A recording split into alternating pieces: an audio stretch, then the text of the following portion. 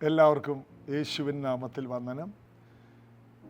വിശ്വാസത്താൽ നീതീകരിക്കപ്പെട്ടിട്ട് നമുക്ക് ദൈവത്തോട് സമാധാനമുണ്ട് എന്ന് നാം തിരുവെഴുത്തിൽ വായിക്കുന്നു. വിശ്വാസത്താൽ നീതീകരിക്കപ്പെടാൻ കഴിയും. ദൈവത്തോട് സമാധാനമുള്ളവരായിരിക്കാൻ ഇടയാകും. അതായത് ദൈവത്തോട് സമാധാനമുള്ളവരാകാൻ യേശുവിനെ സ്വീകരിച്ച് ഒരു ദൈവ പൈതലായി തീരണം. അന്നു മുതലാണ് ഒരു വ്യക്തിയുടെ ജീവിതത്തിൻ്റെ പുതിയ തുടക്കങ്ങൾ ഉണ്ടാകുന്നത്. കർത്താവ് അങ്ങനെ കൃപ തന്ന ധാരാളം പേര് ഈ പ്രാർത്ഥനയിലുണ്ട്. ഇനിയും പലരും ഈ ദൈവകൃപയിലേക്ക് വരട്ടെ എന്ന് ഞാൻ പ്രാർത്ഥിക്കുന്നു. ദൈവത്തിൽ ആശ്രയിക്കാം. സമാധാനം, ദൈവം അവൻ നമ്മുടെ സമാധാനം. ആര്? യേശു ക്രിസ്തു. അവൻ ഇരുപക്ഷത്തെയും ഒന്നാക്കിയെന്ന് എഫേസ്യ ലേഖനത്തിൽ വായിക്കുന്നു. സ്വർഗത്തെയും ഭൂമിയും തമ്മിൽ ഒന്നാക്കി. മാത്രമല്ല, ജാതികളെയും യഹൂദനെയും ദൈവസഭയെന്ന ഒരു വിഭാഗത്തിലാക്കി. അവിടെ യഹൂദനെന്നില്ല, യവനനെന്നില്ല. വിശ്വസിക്കുന്നവരെല്ലാം ദൈവമക്കളായി യേശു ക്രിസ്തുവിൻ്റെ ശരീരമാകുന്ന സഭയായി തീരുന്നു. ഇതത്രേ കാൽവരി ക്രൂശിലെ യാഗമുഖാന്തരം സംഭവിച്ചത്. അവൻ ഇരുപക്ഷത്തെയും ഒന്നാക്കി. സ്വർഗവും മനുഷ്യനും തമ്മിൽ ഒന്നാക്കി. ജാതികളും യഹൂദനുമെന്ന രണ്ട് അവസ്ഥകൾ മാറി ഒന്നാക്കി മാറ്റി. അതിനാണ് യേശു കാൽവരി ക്രൂശിൽ മരിച്ചത്. ഐക്യതയുടെ ശക്തി കർത്താവിലുണ്ട്. കർത്താവിൽ ആശ്രയിക്കുന്ന ഓരോ വീടുകളിലും ഐക്യത വർദ്ധിക്കും, ബന്ധം വർദ്ധിക്കും. അകന്നുപോയ ബന്ധങ്ങളെല്ലാം അടുപ്പിക്കാനുള്ള ഒരു ശക്തി കർത്താവിലുണ്ട്. ഭാര്യ ഭർത്തൃ ബന്ധത്തിൽ അകന്നുപോയവരുണ്ടോ? കുഞ്ഞുങ്ങളും മാതാപിതാക്കളും തമ്മിൽ വളരെ ദൂരത്തേക്ക് നാളുകളായി അകന്നുപോയവരുണ്ടോ? യേശുവിലേക്ക് വരുമ്പോൾ എല്ലാം ഒന്നായി മാറും. കർത്താവ് അതിനുള്ള കൃപ യേശു ക്രിസ്തുവിൽ ആശ്രയിച്ച് പ്രാപിച്ചെടുക്കുവാൻ ഓരോരുത്തർക്കും തരട്ടെ എന്ന് പ്രാർത്ഥിക്കുന്നു. ചേർന്ന് പാടി യേശുവിനെ ആരാധിക്കാം. വിശ്വസ്തനായിടുവാൻ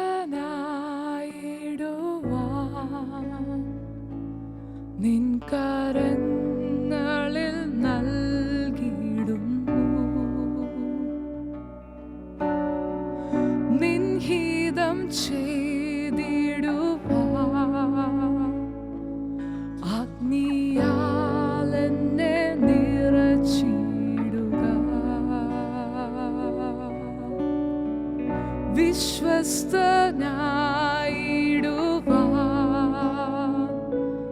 നിൻ കരങ്ങളിൽ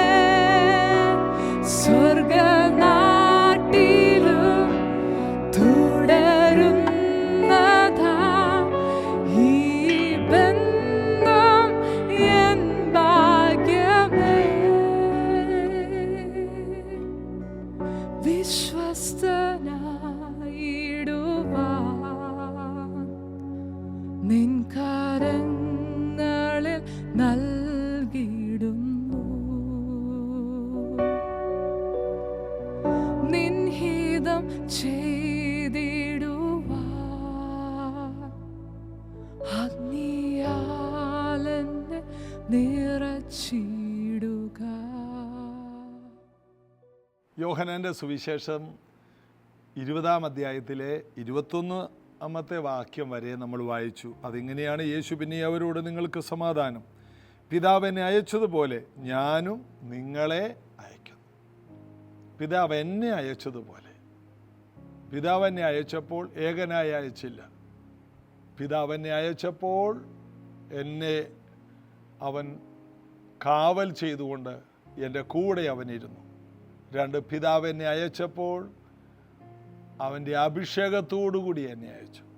പിതാവ് എന്നെ അയച്ചപ്പോൾ അവൻ്റെ ദൂതന്മാരുടെ കാവലോടുകൂടി എന്നെ അയച്ചു. അതുകൊണ്ട് നിങ്ങൾക്കും സമാധാനം. പിതാവ് അയച്ചാൽ പിതാവ് കൂടിയിരിക്കും. ഇന്ന് ഭൂമിയിലുള്ള ആരും നമ്മെ എവിടെ അയച്ചാലും അവർക്ക് കൂടെ വരാൻ കഴിയണമെന്നില്ല. എന്നാൽ കർത്താവിന് നമ്മുടെ കൂടെ വരാൻ കഴിഞ്ഞു. കൽപ്പന ചൗള എന്ന ഒരു സ്പേസ് യാത്രക്കാരി മരിച്ച ചരിത്രം നമുക്കുണ്ട്. എന്നാൽ ഇപ്പോൾ മറ്റൊരു സ്ത്രീ ഈ ഭൂമിയിലേക്ക് സ്പേസിൽ പോയി കടന്നു വന്ന ചരിത്രം അത് അത്ഭുതകരമായിട്ട് ഇന്ന് ലോകം കാണും. ഇവരെല്ലാം പോയപ്പോൾ ഇവരുടെ കൂടെ ഇവരെ അയച്ചവർ പോയില്ല. അവർക്ക് ഒറ്റക്ക് പോകേണ്ടി വന്നു. സുനിത വില്യംസിന് ഒറ്റക്ക് പോകേണ്ടി വന്നു. കൽപ്പന ചൗളക്ക് ഒറ്റക്ക് പോകേണ്ടി വന്നു. അവരോടുകൂടെയൊന്നും അവരെ അയച്ച നാസയോ അതുപോലെയുള്ള ഓർഗനൈസേഷനോ കൂടെ പോയില്ല. എന്നാൽ യേശു കർത്താവ് ഈ ഭൂമിയിലേക്ക് വന്നപ്പോൾ പിതാവ് ആണ് അയച്ചത്. അതുകൊണ്ട് യേശുവിൻ്റെ ദൗത്യത്തിൽ എങ്ങും ഒരു പരാജയം വന്നില്ല. എൻ്റെ പിതാവ് എന്നോടുകൂടെ ഉണ്ട് എന്നുള്ള ധൈര്യമാണ് യേശുവിൻ്റെ ഏറ്റവും വലിയ വിജയം. എൻ്റെ പിതാവ് എന്നെ കാണിച്ചു തരുന്നു, ഞാനത് ചെയ്യുന്നു. അതിൻ്റെ അർത്ഥം എൻ്റെ പിതാവ് എന്നെ ഏകനായി വിട്ടിട്ടില്ല എന്ന് യേശു പറഞ്ഞ വാക്ക് അതിശക്തമാണ്. അടുത്തത്, ദൂതന്മാർ അവനെ ഇറങ്ങി വന്ന് ശക്തീകരിച്ചു എന്നും ശുശ്രൂഷിച്ചു എന്നൊക്കെയുള്ള വാക്യങ്ങൾ നമുക്ക് യേശുവിൻ്റെ ചരിത്രത്തിൽ കാണാം. യേശു ഉപവാസം കഴിഞ്ഞ് നിൽക്കുമ്പോൾ ദൂതന്മാർ വന്ന് ശുശ്രൂഷിച്ചു എന്ന് പറഞ്ഞാൽ സ്വർഗീയമായ ഭക്ഷണവുമായി ഏലിയാവിൻ്റെ അടുക്കൽ വന്നതുപോലെ തന്നെ യേശുവിന് വിശന്നപ്പോഴും സാത്താൻ്റെ പരീക്ഷ കഴിഞ്ഞ് സാത്താൻ പോയപ്പോഴും ദൂതന്മാരിറങ്ങി വന്ന് യേശുവിനെ ശുശ്രൂഷിച്ചു. അവന് വേണ്ടതെല്ലാം ആ മലയിൽ, ആ മരുഭൂമിയിൽ കൊടുത്തു. മാത്രമല്ല, യേശു പറയുന്നുണ്ട്, എൻ്റെ മേലുണ്ട്, എന്നെ അഭിഷേകം ചെയ്തിരിക്കുന്നു, എന്നെ അയച്ചിരിക്കുന്നു. എന്തെല്ലാം കാര്യങ്ങൾ ചെയ്യണമോ അതിനു വേണ്ട അഭിഷേകം എൻ്റെ മേലുണ്ട്, അതിനുള്ള നിയോഗം എൻ്റെ മേലുണ്ട്. അപ്പോൾ എൻ്റെ പിതാവ് എന്നെ അയച്ചതുപോലെ തന്നെ ഞാനും നിങ്ങളെ അയക്കുന്നു എന്ന 21-ാം വാക്യത്തിൽ അതിൽ കാണുന്ന അർത്ഥം അത്രയും വലിയതാണ്. യേശു എങ്ങനെ പിതാവിനാൽ അയക്കപ്പെട്ടുവോ അതുപോലെ തന്നെയാണ് കർത്താവ് നമ്മെയും അയക്കുന്നത്. അതുകൊണ്ടാണ് യേശു പറയുന്നത്, നിങ്ങൾക്ക് സമാധാനം. നിങ്ങളവിടെ അസ്വസ്ഥതയാകേണ്ട ആവശ്യമില്ല, നിങ്ങൾക്ക് സമാധാനപ്പെടാം. ഞാൻ എങ്ങനെയാണ് അയക്കപ്പെട്ടതോ അതുപോലെ തന്നെയാണ് ഞാനും നിങ്ങളെ അയക്കുന്നത്. അതിൻ്റെ അർത്ഥം, ഞാൻ നിങ്ങളോട് കൂടിയിരിക്കും, എൻ്റെ ആത്മാവ് നിങ്ങളോട് കൂടിയിരിക്കും, ദൂതന്മാർ നിങ്ങളെ കാവൽ കാക്കും, എൻ്റെ നിയോഗം നിങ്ങളോട് കൂടിയിരിക്കും. ഒരു ബാധയും നിങ്ങളോട് അടുക്കുകയില്ല, ഒരു മനുഷ്യന് നിങ്ങളെ തൊടുകയില്ല. ചെന്നായ്ക്കളുടെ നടുവിൽ കുഞ്ഞാടിനെ പോലെയാണ് ഞാൻ നിങ്ങളെ അയക്കുന്നത്. ചെന്നായ്ക്കൾക്ക് തോന്നുന്നത് പോലെ ആക്രമിക്കാൻ കഴിയില്ല. നിങ്ങൾ കുഞ്ഞാടുകളാണ്, അപ്പോൾ തന്നെ ചെന്നായ്ക്കൾക്ക് നിങ്ങളോട് അടുക്കാൻ കഴിയാതെ വണ്ണം ഞാൻ എൻ്റെ ദൗത്യങ്ങൾ നിങ്ങളുടെ ജീവിതത്തിൽ നിറവേറ്റും. അപ്പോൾ നിങ്ങൾക്ക് സമാധാനം, ധൈര്യമായി പോകും. പിതാവ് പുത്രനെ അയച്ചതുപോലെ പുത്രൻ നമ്മെയും അയച്ചിരിക്കുന്നു. അടുത്ത വാക്യം, ഇങ്ങനെ പറഞ്ഞ ശേഷം അവൻ അവരുടെ മേൽ ഊതി അവരോട് പരിശുദ്ധാത്മാവിനെ കൈക്കൊള്ളുവിൻ എന്ന് പറഞ്ഞു. അപ്പോൾ യേശു ഈ നിൽക്കുന്നവരുടെ മേൽ ഊതി പരിശുദ്ധാത്മാവിനെ കൈക്കൊള്ളുവിൻ എന്ന് പറഞ്ഞ ആ വാക്കിൻ്റെ അർത്ഥം എന്താണ്? അവിടെ പരിശുദ്ധാത്മാവിനെ കൈക്കൊള്ളുക എന്ന വാക്കിൽ അവരുടെ വീണ്ടും ജനനത്തെക്കുറിച്ചാണ് പറയുന്നത്. ഇതിന് ശേഷമാണ് യേശു പോകുന്നതിന് മുമ്പ് പറഞ്ഞു, നിങ്ങൾ പരിശുദ്ധാത്മാവിനെ കാത്തിരുന്ന് പ്രാപിക്കണം. പരിശുദ്ധാത്മാവിനെ ഉള്ളിൽ സ്വീകരിക്കുന്നതാണ് വീണ്ടും ജനനത്തിൻ്റെ അനുഭവം. ഉയർത്തെഴുന്നേറ്റ യേശു കർത്താവ് അവരുടെ മേൽ ഊതി, അതായത് മണ്ണായിരുന്ന മനുഷ്യൻ്റെ രൂപത്തിലെ മൂക്കിലേക്ക് ദൈവം ഊതിയപ്പോൾ അവൻ ജീവനുള്ള ദേഹിയായി എന്ന് വായിക്കുന്നത് പോലെ, അത് ഒന്നാമത്തെ ജനനത്തിൽ ഉണ്ടായിരുന്ന പോലെ വീണ്ടും ജനനത്തിനു വേണ്ടിയും യേശു അവരുടെ മേൽ ഊതി. അത് പരിശുദ്ധാത്മാഭിഷേകമല്ല, പരിശുദ്ധാത്മാവിലൂടെയുള്ള ജീവനാണ്. വെള്ളത്തിൻ്റെ മേൽ പരിവർത്തിച്ച ദൈവത്തിൻ്റെ ആത്മാവാണ് സകല ജീവികൾക്കും ജീവൻ കൊടുത്തത്. അതേ ആത്മാവ് 6-ാം ദിവസം മനുഷ്യൻ്റെ മൂക്കിലേക്ക് ഊതപ്പെട്ടപ്പോൾ മനുഷ്യൻ ജീവനുള്ള ദേഹിയായി എഴുന്നേറ്റു. പാപനിമിത്തം അവൻ വീണ്ടും മരിച്ചു, അവൻ്റെ ആത്മാവ് മരിച്ചു. ഒടുക്കത്തെ ആദാമായ കർത്താവ് ക്രിസ്തു കടന്നു വന്നിട്ട് വീണ്ടും ഇതാ ആ നഷ്ടപ്പെട്ട ജീവനെ തിരിച്ചു തരുന്നതാണ് അവിടെ നമ്മളത് കാണുന്നത്. അപ്പോൾ അവർ വീണ്ടും ജനിച്ചു. യോഹന്നാന്റെ സുവിശേഷം 3-ാം അധ്യായത്തിൽ പറയുന്നത് പോലെ ആത്മാവിൽ ജനിച്ചവൻ കാറ്റുപോലെയാണ്. അവൻ എവിടെ നിന്ന് വരുന്നു, എങ്ങോട്ട് പോകുന്നു എന്നൊന്നും ആർക്കും പറയാൻ കഴിയില്ല. അതിൻ്റെ അർത്ഥം, കാറ്റിന് എന്തൊക്കെ ചെയ്യാൻ കഴിയുമെന്ന് ആർക്കും പ്രവചിക്കാൻ കഴിയില്ല. അത് ശാന്തമായും അത് ശക്തമായും ഏത് ദിശയിലേക്ക് വേണമെങ്കിലും അത് അടിച്ചെന്നിരിക്കും. 4 ദിശയിൽ അടിച്ചെന്നിരിക്കും. വേണമെങ്കിൽ ചുഴലിക്കാറ്റ് പോലെ കറക്കിയെന്നിരിക്കും. ഇതെല്ലാം കാറ്റ് ഏത് വഴിക്ക് വരുന്നു എന്ന് നമുക്ക് പറയാൻ കഴിയില്ല എന്നുള്ളതിൻ്റെ ചില ഉദാഹരണങ്ങളാണ്. കാറ്റിനെ നമുക്ക് ഏത് ദിക്കിലാണ് വരുന്നതെന്ന് കാണത്തക്ക രീതിയിൽ കാറ്റിനെ നമുക്ക് കാണാൻ കഴിയില്ല. എന്നാൽ കാറ്റ് കൊണ്ടുവരുന്ന ഇലകളെ കാണുമ്പോഴറിയാം കാറ്റ് വരുന്നത് ഈ വഴിക്കാണ്. ചെറിയ ചുഴലി പോലെ നമ്മുടെയൊക്കെ നാട്ടിൽ മരത്തിൻ്റെ അടിയിൽ ഇങ്ങനെ ഒരു ചെറിയ ചുഴലിക്കാറ്റ് പോലെ നമ്മൾ കാണാറുണ്ട്. മരത്തിൻ്റെ ഇലകൾ വട്ടത്തിൽ കിടന്ന് കറങ്ങുന്നത് കണ്ടിട്ടുണ്ടോ? അതൊരു കുഞ്ഞു ചുഴലിക്കാറ്റാണ്. ആ ഇലകൾ കറങ്ങുന്നത് കാണുമ്പോൾ നമുക്കറിയാം ഇവിടെ കാറ്റ് ഒരു ദിശയിലുമില്ലാതെ വന്ന് കറങ്ങുകയാണ്. അല്ലെങ്കിൽ പല ദിശയിൽ നിന്ന് വരുന്ന കാറ്റുകൾ ഒരുമിച്ച് കൂടി മറ്റൊരു വൃത്താകൃതിയിലുള്ള കാറ്റായി മാറി എന്ന് വേണമെങ്കിലും പറയാം. അപ്പോൾ കാറ്റ് എവിടെ നിന്ന് വരുന്നു എന്ന് കാറ്റിനെ ആരും കാണുന്നില്ല, എന്നാൽ കാറ്റ് കൊണ്ടുവരുന്നതിനെ കാണാൻ കഴിയും. ഇതുപോലെ ആത്മാവിൽ ജനിച്ചവനെ കുറിച്ചൊന്നും മനസ്സിലായില്ലെങ്കിലും ആത്മാവിൽ ജനിച്ചവൻ്റെ സൃഷ്ടികളെ നമുക്ക് കാണാൻ കഴിയും. അവൻ്റെ സ്വഭാവത്തിലുള്ള രൂപാന്തരം, അവൻ്റെ ശുശ്രൂഷയിലുള്ള വിടുതലുകൾ, അവൻ്റെ പ്രാർത്ഥനയിലുള്ള വലിയ ചലഞ്ചുകൾ, വെല്ലുവിളികളെ അവൻ നേരിടുന്നത്, ഇതെല്ലാം നമുക്ക് കാണുമ്പോഴേ അറിയാം ഇത് ആത്മാവിൽ ജനിച്ചവനാണ് എന്ന് നമുക്ക് മനസ്സിലാകും. ആത്മാവിൽ ജനിച്ചവനെക്കുറിച്ച് ആർക്കും പ്രവചിക്കാൻ കഴിയില്ല അവൻ എവിടം വരെ എത്തുമെന്ന്. ഒരു പ്രവാചകനും അവനെക്കുറിച്ച് പറയാൻ കഴിയില്ല.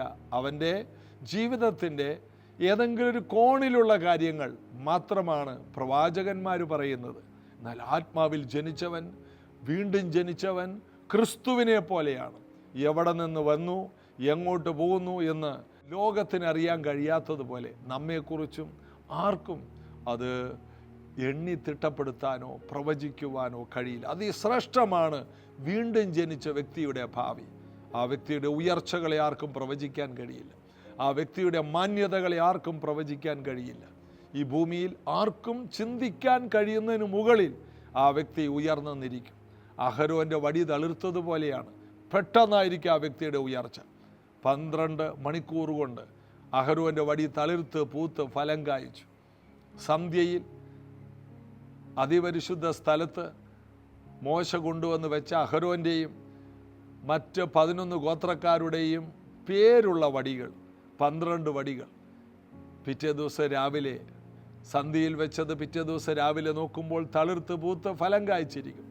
വർഷങ്ങൾ കൊണ്ട് നടക്കുന്നത് ഇതാ മണിക്കൂറുകൾ കൊണ്ട് നടന്ന ചരിത്രമാണ് നമ്മൾ അഹരോൻ്റെ വടിയുടെ ചരിത്രത്തിൽ കാണുന്നത്. ആർക്കും കണക്ക് കൂട്ടാൻ കഴിയാത്ത രീതിയിൽ അതിവേഗത്തിലായിരിക്കും ആത്മാവിൽ ജനിച്ചവൻ്റെ കാര്യങ്ങളെല്ലാം നടക്കാൻ പോകുന്നത്. ഇത് കേൾക്കുന്ന പലരോടും ഞാൻ നോക്കി പ്രവചിക്കുകയാണ്, നിന്നെക്കുറിച്ച് ആർക്കും കണക്ക് കൂട്ടാൻ കഴിയില്ല. സാധാരണ ഒരു മനുഷ്യനാണെങ്കിൽ അവൻ ജനിച്ചു, അവൻ പഠിച്ചു, അവന് ജോലി കിട്ടി, അവൻ്റെ വിവാഹം നടന്നു, അവൻ്റെ ഇത്രാമത്തെ വയസ്സിൽ പെൻഷനായി, പിന്നീട് അവൻ ഇത്രാം വയസ്സിൽ മരണപ്പെട്ടു എന്നിങ്ങനെ ഒരു കണക്ക് നമുക്ക് പറയാം. എന്നാൽ ആത്മാവിൽ ജനിച്ചവനെക്കുറിച്ച് ഇതൊന്നും പറയാൻ കഴിയില്ല. വെറും 1 മാസം കൊണ്ട്, വെറും 2 മാസം കൊണ്ട് ഈ ഭൂമിയിൽ ആർക്കും ചെയ്തെടുക്കാൻ കഴിയാത്ത കാര്യങ്ങൾ വേണമെങ്കിൽ അവന് ചെയ്തെടുക്കാൻ കഴിയും. മാത്രമല്ല എല്ലാവരും തീർന്നു എന്ന് പറയുന്നിടത്ത് അവൻ ഒരുപക്ഷെ തുടങ്ങിയെന്നിരിക്കും. കാരണം അവൻ ആത്മാവിൽ ജനിച്ചവനാണ്, അവൻ ദൈവത്തിൻ്റെ ആത്മാവിലുള്ളവനാണ്, അവൻ പുതിയ സൃഷ്ടിയാണ്. അവൻ്റെ കാര്യം ഒരുപക്ഷെ എല്ലാവരും പറയും വയസ്സ് 80 ആമേ ഇതോടെ തീർന്നു എന്ന് പറയുമ്പോഴാണ് അവൻ ഒരുപക്ഷെ ആരംഭിക്കുന്നത്. മോശയുടെ കണ്ണ് മങ്ങിയില്ല, അവൻ്റെ ദേഹബലം ക്ഷയിച്ചില്ലെന്ന് പറയുന്നത് 120-ാമത്തെ വയസ്സിലാണ്. ഇതുപോലെയായിരിക്കും ആത്മാവിൽ ജനിച്ചവൻ്റെ ചരിത്രം. അവൻ്റെ കാര്യത്തിൽ ആർക്കും കണക്കുകളെ കൂട്ടാൻ കഴിയില്ല. ഒരുപക്ഷെ 99 വയസ്സ് വരെ ഒന്നും കണ്ടില്ലെങ്കിലും 100-ാമത്തെ വയസ്സിലായിരിക്കും അവൻ്റെ വാക്തത്വങ്ങൾ തുടങ്ങി ആകാശത്തിലെ നക്ഷത്രങ്ങളെപ്പോലെ അവൻ വർദ്ധിക്കുന്നത്. ഇതൊന്നും നമുക്ക് ചിന്തിക്കാൻ കഴിയില്ല. ഇതെല്ലാം ദൈവത്തിൻ്റെ കണക്കുകളാണ്. ദൈവത്തിൻ്റെ കണക്കുകൾ വ്യത്യസ്തമാണ്. ചെറിയവൻ 1000-ത്തെയും കുറഞ്ഞവൻ 10,000-ത്തെയും ഓടിക്കും എന്ന് നമ്മൾ വായിക്കുന്നു. അപ്പോൾ ഇതുപോലെ തന്നെ കുറഞ്ഞവനും ചെറിയവനും ആമേ മഹാരാജ്യമായി തീരും, വലിയ ജാതിയായി മാറും എന്നൊക്കെ യെശയ്യാവ് 60:22 പറയുന്നത് പോലെ കണക്കുകൾക്കപ്പുറമായിരിക്കും ദൈവം തിരഞ്ഞെടുത്ത പുതിയ സൃഷ്ടിയുടെ കണക്ക്. അത് ഈ ലോകത്തിൻ്റെ കണക്കല്ല, ഈ ലോകത്തിൻ്റെ നിയമമേ അല്ല. അവൻ്റെ വളർച്ചയെ ആർക്കും പ്രവചിക്കാൻ കഴിയില്ല. അതുകൊണ്ട് എല്ലാ മനുഷ്യരെ പോലെ നിങ്ങൾ നിങ്ങളെ എണ്ണി നിങ്ങളെ ചുരുക്കിക്കളയരുത്. നിങ്ങൾ അതിനപ്പുറമാണ്. എല്ലാം അസ്തമിച്ചെങ്കിലും 1 സെക്കൻഡ് കൊണ്ട് ദൈവത്തിന് നിങ്ങളെ പുറത്തെടുക്കാൻ കഴിയും. കാരണം യേശുവിനെ കർത്താവ് രക്ഷകനുമായി സ്വീകരിച്ച വ്യക്തി ആത്മാവിൽ ജനിച്ച കാറ്റ് പോലെയാണ്. എവിടെ നിന്ന് വരുന്നു എന്നൊന്നും പറയണ്ടേ. ഇവൻ ഈ അനുഗ്രഹം എവിടെ നിന്ന് വരുന്നു എന്നറിയാൻ, ഇവൻ എങ്ങോട്ടാണ് ഈ ഉയർന്നുയർന്ന് പോകുന്നത്, എവിടെ നിന്ന് വരുന്നു, എങ്ങോട്ട് പോകുന്നു, ആൾക്കാർ അതിശയിക്കും എന്നതുപോലെ ചില മാന്യതകൾ കർത്താവ് നിങ്ങൾക്കായി കരുതി വെച്ചിട്ടുണ്ട്. ഈ സത്യങ്ങൾ അറിയണം. യേശു അവരുടെ മേൽ ഊതി പരിശുദ്ധാത്മാവിനെ പ്രാപിപ്പിൻ. വീണ്ടും ജനിച്ച വ്യക്തികൾ, പുതിയ സൃഷ്ടികൾ, അവരുടെ പഴയത് കഴിഞ്ഞുപോയി. ഈ അനുഭവത്തിൽ തുടരാൻ കർത്താവ് നമുക്ക് ബലവും കൃപയും തരട്ടെ. നിങ്ങൾ കണക്കൂട്ടുന്നതിൻ്റെ അപ്പുറത്തേക്ക് ദൈവം നിങ്ങളെ വളർത്തും. അത് ദൈവവചനത്തിൻ്റെ സത്യമാണ്. പ്രാർത്ഥിക്കാം. യേശുവേ, ഈ വചനം ഇന്നിവരോട് സംസാരിപ്പാൻ തന്ന കർത്താവിന് നന്ദി. ഇന്ന് കടന്നു പോകുന്ന പല പ്രതിസന്ധികളും വർഷങ്ങളായി ഒന്നും കാണുന്നില്ല എന്ന് പറയുന്നവർ അബ്രഹാമിനെ പോലെ, മോശയെ പോലെ, ഏലിയാവിനെ പോലെ പെട്ടെന്ന് വലിയൊരു കുതിപ്പിലേക്ക് കുതിച്ചുയരുന്ന ആത്മാവിൻ്റെ ചലനം ഈ വീടുകളിൽ കാണട്ടെ. ഇവർ സൗഖ്യമാകട്ടെ, ഇവരുടെ ബന്ധനങ്ങൾ അഴിയട്ടെ, ഇവരുടെ കുടുംബങ്ങളിൽ വിശാലതകൾ ഉണ്ടാകട്ടെ, സാമ്പത്തിക വാതിലുകൾ തുറന്നു വരട്ടെ. കർത്താവെ, അവിടുത്തെ കരം ചലിക്കണമേ. പരിശുദ്ധാത്മാവിൻ്റെ ഉപകരണങ്ങളാക്കി ഇവരെ മാറ്റണം. യേശുവിൻ നാമത്തിൽ ആമേൻ. യേശുവിൻ്റെ കൃപ നിങ്ങളോട് കൂടെയുണ്ട്. നിങ്ങൾ ഒരിക്കലും പരാജയപ്പെടില്ല. നിങ്ങൾ പുതിയ സൃഷ്ടികളാണ്.